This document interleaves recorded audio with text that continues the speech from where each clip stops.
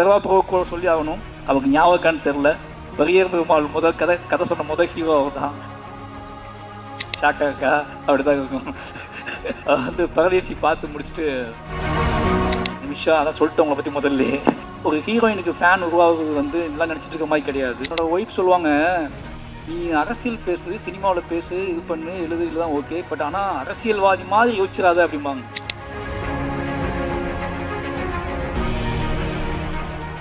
நான் படம் நேற்று நைட்டு தான் பார்த்தேன். அதனால் யோசிச்சுட்டே உட்காந்துட்டு அதில் எல்லாரும் பேசுகிறத கவனிக்க ஆரம்பிச்சேன்னா, நிமிஷா விஜயன் பக்கத்துலேருந்து பேசிகிட்டே இருந்தாங்களா. நான் எனக்கு ஒரு சின்ன டவுட் அவங்ககிட்ட கேட்டேன். படத்தில் அவங்க கேரக்டர் கொஞ்சம் ஸ்பெஷலாக பண்ணியிருக்காங்க. அது எந்த மாதிரி டிசைன் பண்ணி இப்போ என்னோடய அசிஸ்டன்ட் டைரக்டரோட தான் அந்த படம் நான் பார்த்தேன் நேற்று நைட்டு. இப்போ டிஸ்கஷன் படம் முடிச்சுட்டு பேசும்போது அந்த கேரக்டரோட டிசைன் எப்படி அப்படின்னு பேசிகிட்டு இருக்கும்போது இப்போ எனக்கு தோணுது உங்களை பார்த்துட்டு தான் அவங்க அதை பண்ணியிருப்பாங்கன்னு சொல்லிட்டு. எனக்கு சரியாக இங்கிலீஷ் தெரியாது அப்படின்னால அது என்ன டிசார்டர்னு எனக்கு கண்டுபிடிக்க தெரில.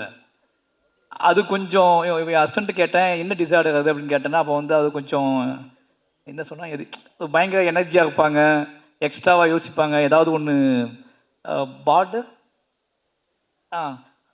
அப்போ அது எப்படியும் யோசிச்சுக்கிட்டே படம் கார் ஓட்டிகிட்டு வந்தேன். இதை பற்றி நம்ம என்ன பேசுறது அப்படின்னு யோசிச்சிட்டே வந்தேன்.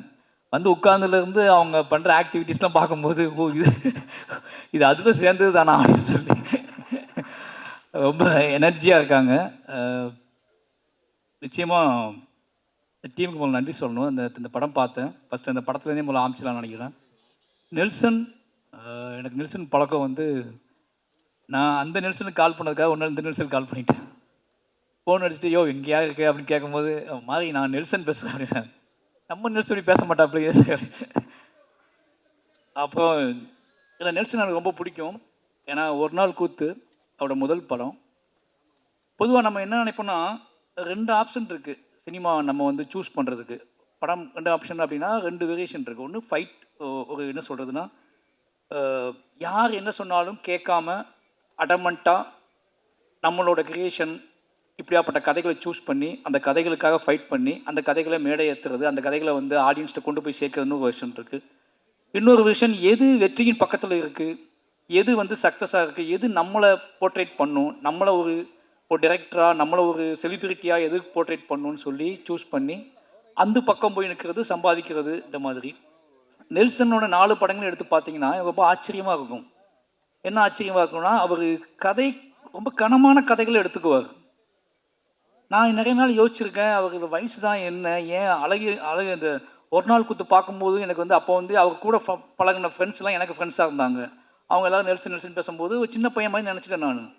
அப்போ இவர் சூஸ் பண்ணுற கதைகள் எல்லாமே வந்து மான்ஸ்டராக இருக்கட்டும், இல்லை வந்து ஃபர்கானாவாக இருக்கட்டும், ஒரு நாள் கூத்துலாம் ஃபஸ்ட்டு படம் தொடங்கின விதமே வந்து ஒரு மெச்சூர்டான, இது ஒரு என்ன சொல்கிறது, இது வந்து இன்னொரு இப்போ உள்ள ஜென்ரேஷன் பார்ப்பாங்களா, இப்போ உள்ள ஜென்ரேஷன் கனெக்ட் ஆவாங்களா அப்படின்லாம் யோசிக்காமல் ஒரு சினிமாவை நேர்மையாக அது நீ கனெக்ட் ஆகுது ஆகலை, எனக்கு ஒரு விஷயத்தை காட்டணும்னு தோணுது, அது இப்படி தான் தொடங்கணும்னு தோணுது, நான் அதை அப்படி தொடங்கணும். அந்த மாதிரியான மனிதர்களை இந்த மாதிரி விலகி நிற்கக்கூடிய அங்கங்கே அவர் கதாபாத்திரத்தில் ரொம்ப பிடிச்சது என்ன அப்படின்னா எல்லாத்துக்கும் இன்டீரியராக ஒரு லைஃப் இருக்கும்.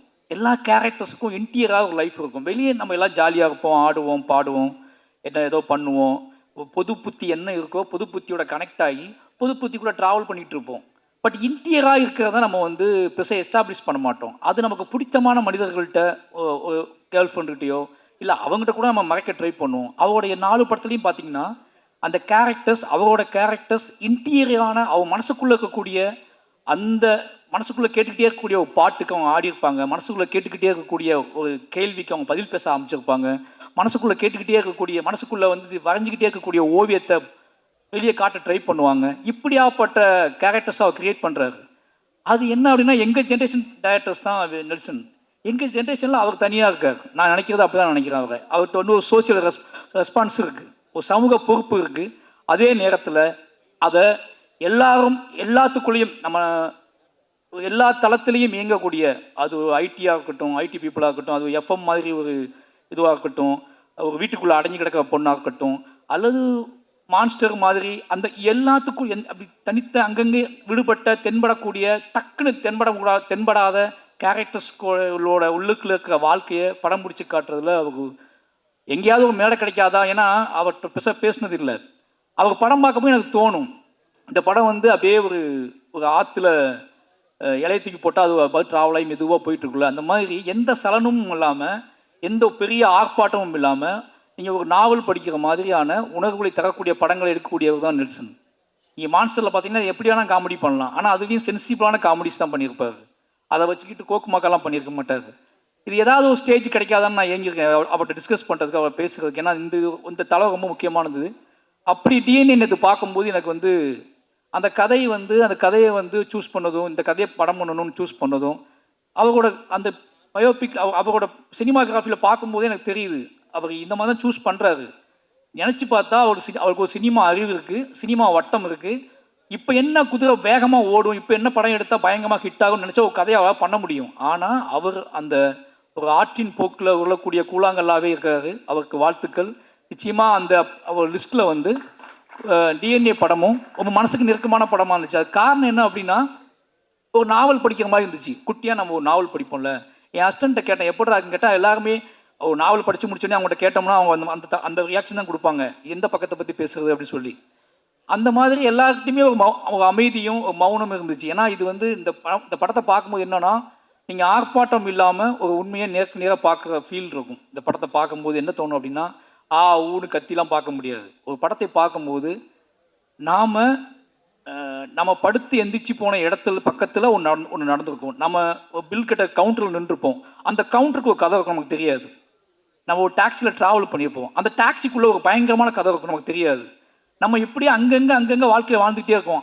நம்ம நடந்து உட்காந்து தூங்கி சிரிச்ச அல்லது தவிச்ச அந்த இடத்துக்குள்ள ஒரு பயங்கரமான ஒரு கதை இருக்கணும், ஹியூமன் வேல்யூவோட ஒரு கதை இருக்கும். அந்த கதையை சொல்லக்கூடிய ஒரு படமாக தான் டிஎன்ஏ வந்திருக்கு. நாம் வந்து நம்பி போகக்கூடிய ஹாஸ்பிட்டல், நாம் நம்பி பேசக்கூடிய டாக்டர்ஸ், நாம் நம்பி விரும்பக்கூடிய நம்மளோட துணைகள், நம்மளோட உறவினர்கள், நம்மளோட காவல் அதிகாரிகள், இவங்க எல்லாத்துக்குள்ளேயும் கூடக்கூடிய கதையை வந்து அதை சென்டர் பாயிண்ட் பண்ணி அதுக்குள்ளே ஒரு வேல்யூஸை கிரியேட் பண்ணி இது நடந்தால் என்ன ஆகணும்னு இருக்குல்ல, இப்படியாப்பட்ட மனிதர்கள் வாழ்ந்துட்டு இருக்காங்க, இப்படியாப்பட்ட மனிதர்கள் இருக்காங்க, நம்ம எவ்வளோ ஹியூமனுக்கு வேல்யூ கொடுக்குறோமோ அதே மாதிரி ஹியூமன் வேல்யூவே இல்லாத ஹியூமன்ஸ் கிரியேட் பண்ணுறக்கூடிய அந்த நாசக்கார உலகம் இருக்குல்ல, அந்த நாசக்கார உலகத்துக்குள்ளே நம்ம எப்படி நாம் அதை தெரியாமல் அதுக்குள்ளே எப்படி பின்னி பிணைஞ்சு கிடக்கும் அப்படிங்கிற வெளிச்சத்தை வந்து, அப்படிங்கிற ஒரு பயத்தையும் அப்படிங்கிற ஒரு கவனத்தையும் சொல்லக்கூடிய படமாக டிஎன்ஏ வந்திருக்கு. நிச்சயமாக இந்த படம் வந்து அதர்வா ப்ரோ கூட சொல்லி ஆகணும். அவருக்கு ஞாபகம்னு தெரில, பெரிய பெருமாள் கதை சொன்ன முதல் ஹீரோ அவர் தான். ஷாக்காக்கா அப்படிதான் இருக்கும். வந்து பரதேசி பார்த்து முடிச்சுட்டு பெரிய பெருமாள் கதை எழுதி முடித்த உடனே இந்த யார்கிட்ட போகலாம் ஹீரோ அப்படிங்கும்போது, நான் முரளி சாரோட பயங்கரமான ஃபேன்.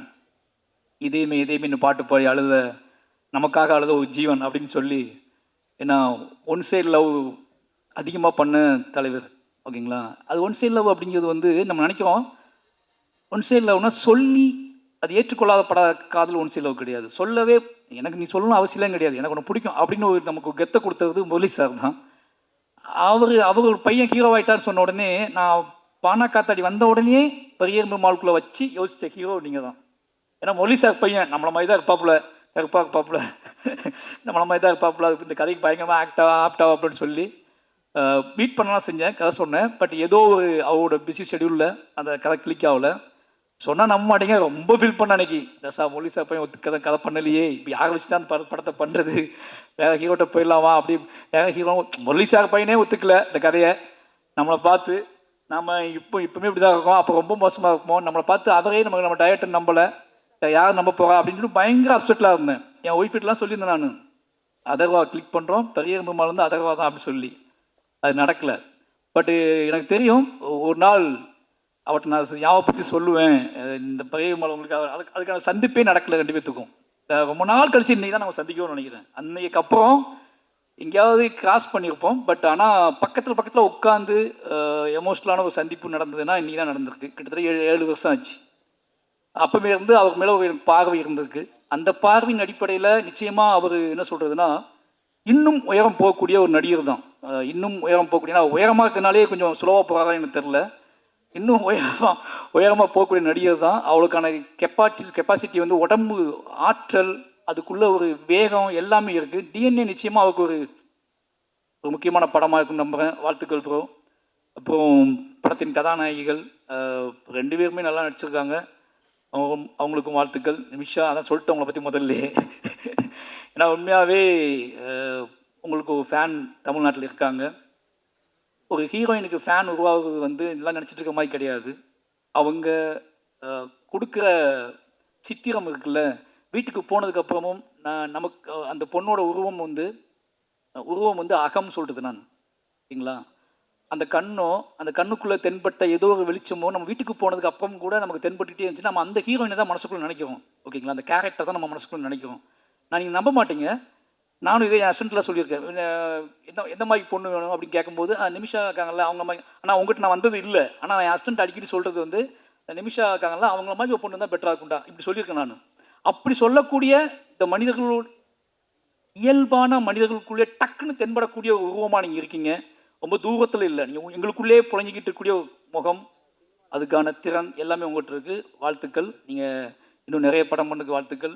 அப்புறம் தலைவர் நம்ம அம்பேத்கர் வந்து ரொம்ப பெருமையாக இருக்குது. எனக்கு ரொம்ப ஆச்சரியமாக இருக்குது. என்ன சொல்கிறதுன்னா 10 படம் நேற்று தான் லிஸ்ட்டு சொல்லிட்டு இருந்தார். எனக்கு ஷாக் ஆகிடுச்சு, இவ்வளோ படமா அப்படின்னு சொல்லி. ஏன்னா இப்போ என்னோடய ஒய்ஃப் சொல்லுவாங்க, நீ அரசியல் பேசு, சினிமாவில் பேசு, இது பண்ணு, எழுதுகள் தான் ஓகே, பட் ஆனால் அரசியல்வாதி மாதிரி யோசிச்சிடாத அப்படிம்பாங்க. அரசியல்வாதி மாதிரி யோசிச்சு ஏதாவது மேடையில் கைப்பற்றிடாத, மேடையில் பேசிடாத. அந்த அரசியல்வாதி தன்மை வந்துடுச்சு அப்படின்னா உன்னால் சினிமாவுக்குள்ளே கிரியேட்டிவிட்டி நீ இழந்துடுவ அப்படின்னு சொல்லிகிட்டே இருப்பாங்க. உனக்குள்ளே இருக்கிற வாழ்க்கை, இந்த வாழ்க்கைக்குள்ள ஒரு அரசியல் இருக்குது. அந்த அரசியல் உன்னோட கலைத்தன்மையை, கலை ஒரு ஆங்காரம் இருக்குது, அந்த ஆங்காரத்துக்கு நீ வேலை செஞ்சுக்கிட்டு இருக்கு. ஆனால் அரசியல்வாதிக்கிட்ட அந்த ஆங்காரம் இருக்குமான்னு தெரியாது. ஏன்னா அது ஒரு மேடை, அது மக்களை, மெயின் ஸ்ட்ரீம் மக்களை நோக்கி கவரக்கூடிய, மெயின் ஸ்ட்ரீம் மக்களை கவரக்கூடிய மட்டும் கிடையாது, மெயின் ஸ்ட்ரீம் மக்களை தனக்கான ஆட்களாகவே மாற்றக்கூடிய அரசியல்வாதி பாயிண்ட் ஆஃப் வியூ. தனக்கான மக்களாக மாற்றக்கூடியது கிடையாது கலை. இந்த மக்களை சமூகத்துக்கான மக்களாக மாற்றக்கூடியது தான் கலை. அப்போ அரசியல்வாதியாக மாறினா சினிமா போயிடுங்கும்போது ஒருத்தர் அரசியல்வாதியாக வந்து 10 படம் பண்ணியிருக்காரு. இந்த 10 படமும் நல்ல நல்ல படங்கள் பண்ணியிருக்காரு. அவர் சொன்ன லிஸ்ட்டே நான் நேற்று தான் கேட்டேன். எனக்கு கழுவேத்தி முகம் உங்கள் படம்னு தெரியாது. எனக்கு அதுவே ஆச்சரியமாக இருந்துச்சு. அப்போ ஜிப்சி, மணங்கொத்தி பறையெல்லாம் பண்ணியிருக்காரு. மணங்கொத்தி பறை பண்ணியிருக்காரு, ஜிப்சி பண்ணியிருக்காரு, கழுவேத்தி முகன் பண்ணியிருக்காரு, டாடா பண்ணியிருக்காரு. இன்னைக்கு எல்லாருமே நல்ல டேரக்டராக இருக்காங்க. ராஜமுருகனை வந்து ஜிப்சி பண்ணதுக்கப்புறம் அந்த மாதிரி ஒரு கான்செப்டை அவ்வளோ ஆர்டிஸ்டிக்காக எடுத்துருப்பாங்க அந்த படத்தை. அந்த படம் எடுத்துட்டு பாருங்க, அந்த படத்தை இன்னும் செலிப்ரேட் பண்ணுறாரு, அந்த படத்தை கொண்டாடுறாரு. அது ஏன் படம்ங்காரு, ஜிப்சி அப்படின்னு, ஜிப்சி ப்ரொடியூசர் நான் சொல்கிறாரு. இந்த கெத்துலாம் இருக்குல்ல, இது ரொம்ப நல்ல விஷயம் சினிமாவுக்கு. ஒரு ஒரு ப்ரொடியூசர் அரசியல் தன்மையோடும் இருந்து சினிமாவையும் புரிஞ்சுக்கிட்டு நம்மகிட்ட பேசும்போது நமக்கே ஆச்சரியமாக இருக்குது. அரசியலை ஒதுக்கிட்டு சினிமா பேசுன்னு சொல்லி பழகுறாங்கல்ல, அது ரொம்ப பயமாக இருக்குது. ஏன்னா அவங்க நல்லாவே தெரியும் சினிமாவில் முடிச்சக்கப்போ எல்லாம் அரசியல் தான் போகிறாங்க. ஆனால் இப்போ தொடக்கத்தை நம்மகிட்ட என்ன சொல்லுவாங்கன்னா, அரசியல் மட்டும் வேணாம் தலைவா அப்படிம்பாங்க. பேசும்போது எங்கள் ஆச்சரியமாக இருக்கும். அப்படி பேசின ஆட்கள் எல்லாருமே இன்றைக்கி அரசியல் தான் போகிறாங்க. அப்போ அரசியல் இல்லாமல் எங்கள் வாழ்க்கை இல்லைன்னு நமக்கு நல்லாவே தெரியும். அப்போது இந்த சினிமாக்குள்ளே பேசும்போது மட்டும் கொஞ்சம் அப்படியே கிடனா இருந்து பேசுவாங்க. ஆனால் ஒரு எம்எல்ஏ மக்களோட புழஞ்சிக்கிட்டு இருக்க ஒருத்தர் கிட்டத்தட்ட 10 வருஷம் எம்எல்ஏவான 10 வருஷம் எம்எல்ஏ துணிஞ்சு நம்புறாரு அடுத்துட்டு போய் எம்எல்ஏ தான்னு. அவர் வந்து படங்கள் எடுக்கிறாரு. இப்போ யோசிச்சு பார்க்கும்போது டிஎன்ஏ கதைவை நேற்றே என்கிட்ட சொல்லிட்டாரு, இந்த படம் நல்ல படம் தம்பி அப்படின்னாரு. நீ பார்த்துட்டு சொல்லு தம்பின்னு கூட அவர் சொல்ல என்கிட்ட. நீ பார்த்துட்டு தம்பி கூட சொல்ல, தம்பி நல்ல படம் நீ பார்த்துரு அப்படின்னாரு. அந்த தன் படத்தின் மீது ஒரு ஆங்காரமான நம்பிக்கையும் அதை பார்த்துருந்தேன் அப்படின்னு சொல்கிற இருக்குல்ல, அந்த கெத்து இருக்குல்ல, இந்த ஒன்று எடுத்துருக்கோம் அதை பார்த்துட்டு சொல்லேன் அப்படிலாம் சொல்ல அவர். நான் நல்ல படம் எடுத்திருக்கேன். அந்த படத்துக்கு மட்டும் இல்லை, இன்னும் முடிவு பெறாத படத்துக்குலாம் அவர் சொல்கிறாரு. ஒய்ஃப்னு ஒரு படம் வந்து பண்ணியிருக்கேன் தம்பி, செம்ம படம், அவன் எழுதி வச்சுக்கோ, நல்ல பெரிய டேரக்டர் ஆவான்னு சொல்கிறாரு. அப்போ டாடா டேரக்டர் சொல்கிறாரு, அவன் எங்கேயோ போய் மாட்டிக்கிட்டான், நான் தான் டேரக்டர் ஆக்கினேன், அவனை கூப்பிட்டு அடுத்த படம் கொடுக்கணும்னு ரெடி பண்ணணும்னு சொல்லி எல்லாத்தையும் பற்றி பேசிக்கிட்டு ஆளாக இருக்க. அப்படியே நம்மளையும் பிடிச்சதாப்புல, நீ எப்போ சொல்லு அப்படிங்காப்புல. நான் சொன்ன போச்சு உள்ளே வச்சு பூட்டிட்டாங்க, சாவி யார் வச்சுருக்கானே தெரில அப்படின்னு சொல்லிட்டேன். என்னோட சாவியை யார் வச்சுருக்கானே தெரில, உள்ளே வச்சு பூட்டிட்டாங்க, நான் உள்ளேருந்தே படம் பண்ணிக்கிட்டு இருக்கேன் அப்படின்னு சொல்லிட்டேன். அதனால் ஒரு இந்த மாதிரி ப்ரொடியூசர்ஸ் கிடைக்கிறது பெரிய விஷயம். சூப்பர்ண்ணே, ரொம்ப நன்றி. ஏன்னா இந்த டீம் பார்த்தீங்கன்னா நம்ம எந்த ஃபங்க்ஷனுக்கு போனாலும், ஏதோ ஃபங்க்ஷனுக்கு போவோம், நம்ம படம் கிடையாது அப்படின்னு போவோம். அந்த ஃபங்க்ஷனுக்கு போய் உட்காந்துக்கப்புறம் தான் தெரியும், உட்காந்துக்கவங்க ஃபுல்லாக நமக்கு ரொம்ப நெருக்கமானவங்களாக இருப்பாங்க. அப்படி இந்த மேடையில் ஃபுல்லாக பாலாசக்திவன் இருக்காரு. ஆனால் செம்மையாக நடிச்சிருக்கீங்க, அது என்னமோ தெரியல, உங்களை பார்த்துட்டு தான் எல்லா கேரக்டருமே இப்போ பாலசக்தியனை பார்த்துட்டு சில கேரக்டர்ஸ்லாம் உருவாக்குறாங்க. இந்த தோற்றத்தோட மனிதத்தன்மையோட ஒரு நேர்மை வேணும் அப்படின்னா அந்த நேர்மைக்கான தோற்றம் என்ன அப்படின்னா அந்த நேர்மைக்கான தோற்றம் நெளிவு சுழிவோட குலைவாவே யாரை பார்த்தாலும் உடனே கட்டிப்பிடிக்கிற உடனே தோல் மேலே கை போடுற ஒரு உருவம் வேணும் அப்படின்னா பாலசக்தியனை கூப்பிடு அப்படிங்கிற இடத்துக்கு வந்துடுச்சு சினிமா. அப்போ சுப்பிரமணிய சுவாமி எவ்வளோ கோவப்பட்டாங்க பார்த்தீங்களா, யாராவது மாறினீங்க கொன்று அப்படின்னு சொன்னார்ல. அப்படிதான் படத்தில் அவர் தொடங்குற பாயிண்ட்டு, அவர் தொடங்கின புள்ளி, கடைசி போய் படம் முடியும் போது அவர் இருந்த இடம் எல்லாமே மாசாக இருந்துச்சுன்னு வாழ்த்துக்கள். இப்போ சேத்தன் சார், நிறைய பேர், இவங்க எல்லாருமே எனக்கு அப்போட இவர் அதிஷாவை பற்றி சொல்லி ஆகணும். அது ரொம்ப சந்தோஷம் எனக்கு. ஏன்னா இந்த மாதிரி ரைட்டர்ஸ் வரும்போது என்ன நடக்கும்னா எனக்கு ரொம்ப நம்பிக்கை இருக்குது. நம்ம படத்தை கேள்வி கேட்டு நிறைய படங்களை நிறைய படங்களை நிறைய படங்களை ஒன்று எதிர்பார்ப்பாங்க. அவங்க ரைட்டர்ஸாக மாறும்போது நாம மற்ற படங்கள்ட்ட என்ன எதிர்பார்த்தோம், அப்போ நம்ம படங்களுக்குள்ளே என்ன கொடுக்கணும் அப்படிங்கிறத முடிவு பண்ணி வேலை செய்யக்கூடிய எழுத்தாளர்கள் உள்ளே வந்தால் சினிமா நல்லாயிருக்கும். அப்படி அதிஷா நிறைய படங்களை விமர்சிச்சிருக்காருன்னு நினைக்கிறேன். நிறைய படங்கள் என்ன படம் எடுக்கிறீங்க அப்படிலாம் பேசியிருக்காரு. ஓகேங்களா, நிறைய படங்களை கலாச்சி விட்டுருக்காப்புல. இன்றைக்கி அவர் படம் எடுக்க வந்துக்காருன்னா அந்த எல்லாமே மனசுக்குள்ள ஓடும். ஓகேங்களா, அப்போ எல்லாம் மனசுக்குள்ள ஓடுங்கும்போது என்ன வேண்டாம், எது இந்த சமூகத்துக்கு அவசியமற்றது, சந்தோஷமாக இருக்கலாம், ஜாலியாக இருக்கலாம், ஆடலாம், பாடலாம், கொண்டாடலாம், காதலிக்கலாம், ரொமான்ஸ் பண்ணலாம், எதுவும் பண்ணலாம். ஆனால் எப்படி இதை கொடுத்துடக்கூடாது அப்படிங்கிற தெளிவும் ரைட்டர்ஸ்ட்டு இருக்குன்னு ஆகணும். அவர் எதை நம்ம புஷ் பண்ணி கொடுத்துடக்கூடாது அப்படின்னு சொல்லி அவர் அந்த படத்தில் வேலை பார்த்துருக்காங்க. எனக்கு இப்போ தான் தெரியும். அவர் பார்த்தோன்னே ஆச்சரியமாக இருந்துச்சு. வாழ்த்துக்கள் ப்ரோ, உண்மையாகவே சொல்கிறேன். நெக்ஸ்ட் அடுத்த இடத்துக்கு நீங்கள் போகணும். நல்ல இந்த மாதிரி இன்னும் நிறைய பேர் உள்ளே வருவாங்க. ரொம்ப நன்றி, அவருக்கு ரொம்ப நன்றி. அப்புறம் மியூசிக் டைரக்டர் சொல்லி ஆகணும், 5 பேர். ஏன்னா ரொம்ப ஆச்சரியமான விஷயம், நெல்சன் பண்ணக்கூடிய சில ஜிமிக்ஸில் இது ஒரு ஜிமிக்ஸ். அவர் எல்லா படத்துலையும் ஒரு கண்டுபிடிப்பார். அப்படி இந்த படத்தில் 5 மியூசிக் டைரக்டர் கொடுக்குறோம். 5 புது மியூசிக் டைரக்டர் புதுசாக போயிடுவோம் அப்படின்னு சொல்லி அதுக்குள்ளே ஒரு பெரிய வரலாறு இருக்குது. காசும் கம்மியாக இருக்குது, டீமும் ஈஸியாக வேலை வாங்கிடலாம். ஒரு பயங்கரமான பிளான் பண்ணிக்கிறேன். ஒரு மியூசிக் டைரக்டர் வேலை பார்க்குறதே பெரிய விஷயமா இருக்குது. 5 மியூசிக் டைரக்டர் இருக்கும்போது இவர்கிட்ட சொல்லும் போது அவர் அப்பவே கொடுத்துட்டாரு, நீங்கள் கொடுக்காம இருக்கீங்கன்னு சொல்லி எப்படியோ ஒரு வேலை பார்க்க முடியும். அந்த 5 பேர்த்தையும் இன்ட்ரடியூஸ் பண்ணி வச்சிருக்காரு. சூப்பர் ப்ரோ, ரொம்ப நன்றி. ஏன்னா அந்த 5 பேரும் சந்தோஷமாக இருக்காங்க. அந்த 5 பேத்துக்குள்ளே ஒரு கனெக்டிவிட்டி இருக்குது. ஒரு படத்துக்குள்ளே இது நம்ம படம், ஒரு 5 மியூசிக் டேரக்டர் சொன்னால் அந்த படம் எப்படி வச்சுப்பாங்க, இது ஏன் படம், அந்த படம் ஓடணும்னு 5 மியூசிக் டேரக்டர் நினைக்கிறது. ஒரு 5 இல்லை 6 பேர், தலைவர் இருக்காப்புல, ஜிப்பான் அண்ணன் இருக்காப்புல. ஜிப்பான் எனக்கு ரொம்ப பிடிக்கும். அவரோட வாகைசுடவா மியூசிக் படம் பார்த்துட்டு அந்த மியூசிக் முதல்ல கேட்கும்போது இந்த படம் பார்த்தே அவனை நம்ப வச்சது ஜிப்பான்னு. அவருக்கு ரொம்ப நன்றி சொல்லணும். ஏன்னா அவர் இந்த 5 புது மியூசிக் டைரக்டர் பண்ணியிருக்க இடத்துல அவருக்கு நான் பண்ணி கொடுக்கன்னு பண்ணது சூப்பர், ரொம்ப வாழ்த்துக்கள். அப்புறம் என்னோட லிரிக்கிஸ்ட்டு கார்த்திக் நேத்தா, அவரோட நான் ஒர்க் பண்ணல. ஏன்னா ஒர்க் பண்ண முடியுமான்னு தெரில, தான் நிஜம். எங்கள் ரெண்டுத்துக்கு அவ்வளோ பெரிய வாழ்க்கை இருக்குது. நான் உண்மையாகவே ஒரு கவிஞனோட படம் எடுக்கணும், கவிஞனோட வாழ்க்கை வரலாற்றை நான் எடுக்கணும்னு ஆசைப்பட்டேன்னா நான் கார்த்திக் நேத்தா கதையை நான் எடுப்பேன். ஏன்னா தமிழ் வாழ்வோட கொந்தளிப்பு, ஏமாற்றம், அவமானம், கனவுகள், என்ன சொல்கிறது, ஒரு நிதானமற்ற தன்மை, ஏக்கம், வெறி, எவனுமே இந்த உலகத்தில் எனக்கு வேணாண்டா அப்படின்னு நினச்ச ஒரு வாழ்வு, இன்றைக்கி எல்லாருமே எனக்கு வேணும் அப்படின்னு நினைக்கிற விருப்பம், இது எல்லாமே நிரம்ப பெற்ற ஒரு கவிஞன் கார்த்திக் நேத்தா. 2 பேத்துக்குள்ள அண்ணன் தம்பி ரிலேஷன்ஷிப், அண்ணன் தம்பியாக வாழ்ந்துருக்கோம், அண்ணன் தம்பியாக 2 பேரும் சண்டை போட்டிருக்கோம், அண்ணன் தம்பியாக ரோட்டில் விழுந்திருக்கோம், பேசியிருக்கோம், பயந்துருக்கேன் நான் அவரை பார்த்து ஒளிந்த தருணங்கள் நிறைய. ஆனால் இன்னைக்கு அவரை பார்க்கும்போது இந்த ஸ்டேஜில் நீ என்ன நினச்சிக்கோ, இந்த ஸ்டேஜில் நான் கம்பீரமாக உணர்ந்த ஒரு இடம் கார்த்திக் அண்ணனை பார்த்தது தான். அவர் நடந்து வந்ததும், கம்பீரமாக நின்றதும், அவர் உடல் வாகும் இப்போ எப்படி இருக்குன்னு பார்க்கும்போது வாழ்க்கை இவ்வளோ பெரிய மாற்றத்துக்கு உட்பட்டது தான் வாழ்க்கை. நாம் ஏன் இன்னும் மாற முடியும் தம்பி, அதெல்லாம் மாறாது தம்பி, இதெல்லாம் செய்ய முடியாது தம்பி, அதெல்லாம் பண்ண முடியாது தம்பி, எப்பேற்பட்ட மாற்றத்தை கிரியேட் பண்ணி இன்னைக்கு முத்தமலை பாட்டு இன்னைக்கு கேட்கும்போது ஒருத்தர் இவ்வளவு நிதானமும் உறவுகளின் மீது, அன்பின் மீது, பேரன்பின் மீது இவ்வளவு நிதானம் அப்போ அந்த மாதிரியான ஒரு காட்டாற்று வெள்ளம் மாதிரி வாழ்ந்த ஒரு ஆள் இன்னைக்கு ஒரு நிதானமாக இவ்வளோ இவ்வளோ பாடல்களை உருவாக்க முடியுது, அதை இவ்வளோ தெளிவாக கொடுக்க முடியுதுன்னா தமிழ் வாழ்வில், நம்மளோட இலக்கியத்தில், நம்மளோட அன்பில் எல்லாமே இருக்குது. நாம் கொஞ்சம் லேட், சில மனிதர்கள் சில தாமதமாக வருவாங்க, சில மனிதர்கள் இன்னும் பிரளயமாக அவங்க மனம் போன போக்கில் ஒரு வாழ்க்கையை வாழ்ந்துட்டு அதுக்கப்புறம் தெளிவு பெற்று வந்து நம்ம சேருவாங்க. நாம் அது வரைக்கும் பொறுத்திருக்க வேண்டியிருக்கு. தயவு செஞ்சு சொல்கிறேன், இந்த மாதிரி கார்த்திகேயத்தான மாதிரி நிறைய பேர் இருக்காங்க. நாம் என்னமோ அவனை உதாசீனப்படுத்திட்டு இவன் உருப்படவே மாட்டான்னு நினச்சிருவோம்.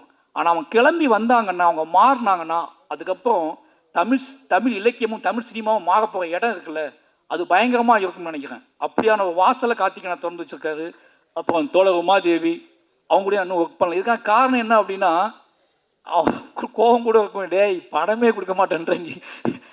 ஆனால் ரீசன் என்ன அப்படின்னா, என்னோட வாழ்வு, நான் என்னோட கம்போசர்கிட்ட நான் உட்காந்து வேலை செய்யும்போது நானே சில வார்த்தைகள் சொல்லுவேன், அப்படியே வந்துடும். இப்போ நானே சில நாள் எழுதிடுவேன், தவிர்க்க முடியாமல் சில மியூசிக் டேரக்டர்ஸில் கொடுப்பேன். எனக்கு என்னென்னா, எனக்கு ஏதோ எழுத்து சம்மந்தமாக நான் வந்து அது என்னோட பாயிண்ட் ஆஃப் வியூவாக இருக்குன்னு ஆசைப்படுறதுனாலேயே எனக்கு என்னமோ தெரியல, அப்படி போயிடுது.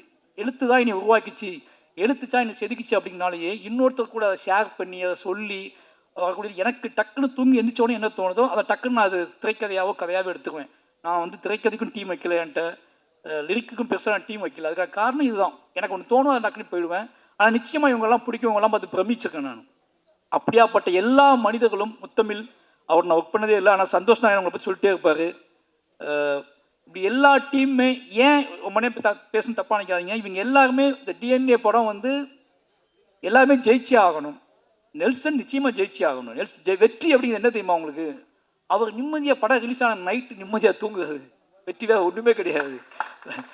நைட்டு நிம்மதியாக போய் குழந்தைக்கு முத்தம் கொடுத்து ஒய்ஃபோட டின்னர் சாப்பிட்டு நைட்டு நிம்மதியாக தூங்கி காலை எழுந்திரிச்சு மறுபடியும் பஸ் ஷோ போகிறதுக்குள்ள அந்த முதல் நைட்டு சந்திக்கிறதுக்குள்ள படம் ரிலீஸ் ஆன நைட்டு அன்னைக்கு நண்பர்களை பிரியமானவர்களை எல்லாம் சந்தித்து உரையாடி கொண்டாட்டமாக நம்ம வாழ்க்கை நாம் ஒன்று செஞ்சோம், அது சரியாக இருந்துச்சுன்னு நம்பி ஒருத்தன் தூங்குறதுக்குள்ள அது ரொம்ப முக்கியமானது. அப்படியாப்பட்ட பெரிய வெற்றி நெல்சனுக்கு வாய்க்கட்டும். அப்புறம் திங்மி சந்தோஷ், இந்த இடத்துல நான் அவரை முந்திட்டேன், அவர் இன்னும் படம் பார்க்கணும்னு நினைக்கிறேன், நான் பார்த்துட்டேன். அதனால் வந்து இந்த படத்தை ரொம்ப சின்ன படங்களுக்கு நிறைய சப்போர்ட் பண்ணக்கூடிய ஒரு முகமாக இருக்கார். அவருக்கும் வாழ்த்துக்கள். திங் மியூசிக் டிஎன்ஏ படத்துக்கு பயங்கர சப்போர்ட் பண்ணோம். அப்புறம் இந்த பாடலை வெளியிட்டவர்கள் ரொம்ப ஆச்சரியமாக இருந்துச்சு. ஏன்னா அவர் அண்ணன் சொன்னார், இவங்க தான் வாங்கணும் தம்பி, இவங்க தான் பண்ணணும் தம்பி மேடையில் அப்படின்னு சொல்லி. சினிமாவை விட்டு ஒதுங்கி வீட்டுக்குள்ளே பூட்டி வச்சு படித்தவங்க தானே நீங்கள்? அதான் சினிமா பார்க்காத கெட்டு போயிடுவேன்னு சொல்லி அப்படி இல்லையா? சரி, அப்போ நல்ல விஷயம்தான். சினிமா பார்த்தும் நல்ல சினிமா பார்த்துருக்காங்க. ஓகே, நல்ல சினிமா பார்த்து வாழ்க்கையிலையும் பெருசாக படிப்புலையும் சரி பெருசாக ஜெயிச்ச இவங்க 2 பேர்த்துக்கும் டிஎன்ஏ டீமுக்கு வந்து சப்போர்ட் பண்ண இவங்க 2 பேர்த்துக்குமே நன்றி, வாழ்த்துக்கள். நிச்சயமாக இந்த டிஎன்ஏ படம் எல்லாத்துக்கும் சந்தோஷத்தையும் நிம்மதியும் கொடுக்கக்கூடிய கொண்டாட்டத்தையும் கொடுக்கக்கூடிய படமாக இருக்கட்டும். வந்திருந்த அனைவருக்கும் என்னோட நன்றியும் அன்பும். தேங்க்யூ.